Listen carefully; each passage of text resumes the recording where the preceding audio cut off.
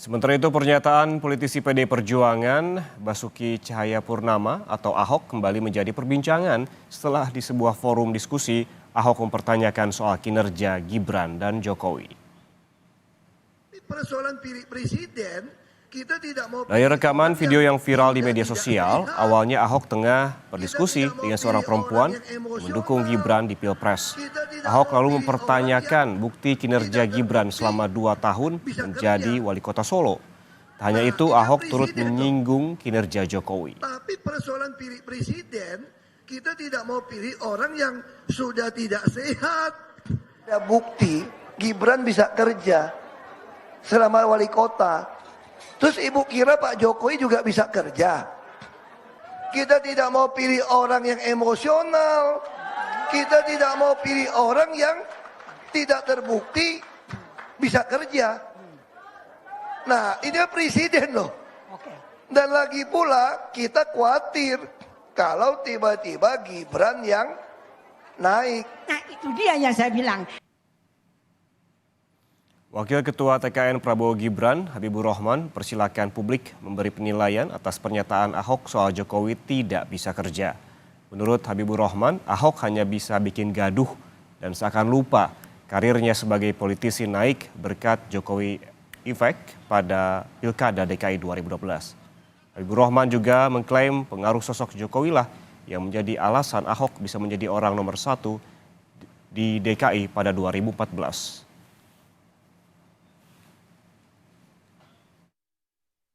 Kita mencatat Pak Ahok bisa maju di pentas perpolitikan nasional 2012 ya menjadi wakilnya Pak Jokowi. Artinya ikut merasakan manisnya Jokowi efek saat itu. Kemudian juga 2014 Pak Ahok mencicipi kursi gubernur karena Pak Jokowi waktu itu kan menjadi presiden. Kalau menurut pendapat saya nih ya mungkin subjektif, Pak Ahok ini kan cuma bisanya kerja bikin gaduh ya. Silakanlah masyarakat menilai sendiri. Kritik bukan sembarang kritik.